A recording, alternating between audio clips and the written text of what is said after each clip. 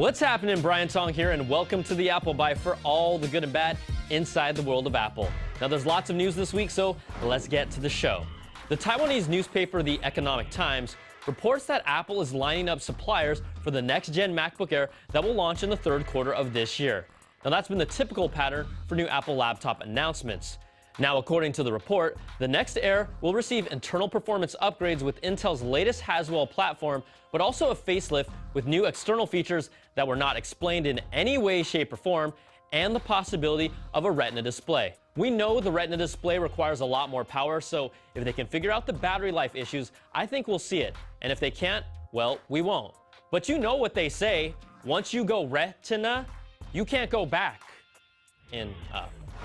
All right, now, Apple says that a small group of their employees' computers were hacked recently through a vulnerability in the Java browser plugin after they visited the popular iPhone Dev SDK forum. There were no reports of them visiting naughty sites.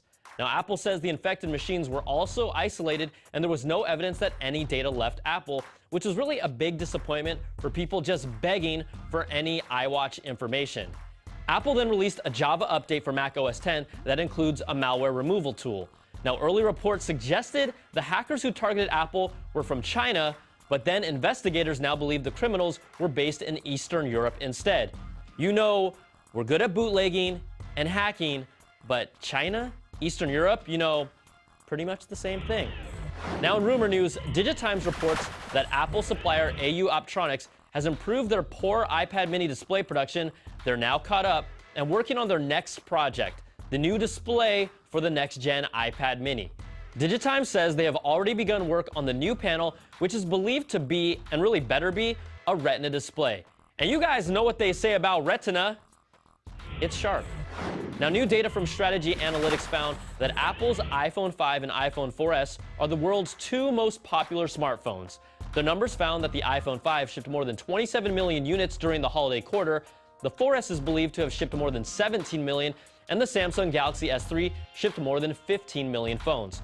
But just because you're the most popular phone doesn't mean you're the best phone on the market, and I still shouldn't have to tell you guys that the S3 is really still a better overall phone. So maybe you're tired of your iPhone 5 and its screen is still too small, and you use iOS 6 almost exactly like you used iOS 5. Well, you guys should give the iPhone 5-inch paper craft model a chance to see if you really want that bigger screen. Now, the good people at Mac Rumors worked with Chisery Design to create a really cool papercraft mockup you can download at the link on the screen, and just make sure you print it to actual size. But check this out. All Apple has to do is scale up the current 4-inch iPhone screen to 5 inches. The display would end up the same 1136 by 640 resolution, but its pixels per inch would drop down to 264, which is the same as the current full-size iPad. Now, you know, I enjoy arts and crafts, and I still want a larger screen and really enjoyed the size of the iPhone, but I just wasn't a fan of its durability. And there could be another threat to Apple. A recent rumor report says Google plans to open its own retail stores across the United States to show off their growing number of products. Now, Google has already set up Chrome mini stores inside of US Best Buys and retailers in the UK, and it's an interesting move to expand its brand even more. And you know, we can probably expect to see Chromebooks and Google's Nexus 10s, 7s, and 4s, and the rest of the space will sell advertising. Now, check this out. A really cool segment on the BBC's children's show, Blue Peter, featured Apple designer Johnny Ive, who was awarded their highest accolade, a gold badge, by the show. It's the longest-running children's show for over 50 years and encourages kids to make things from ordinary household objects. I've watched it as a child.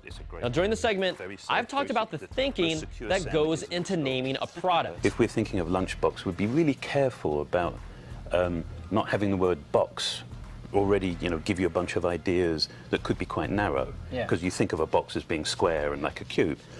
And so we're quite careful with the words we use, because those can sort of determine the path that you go down.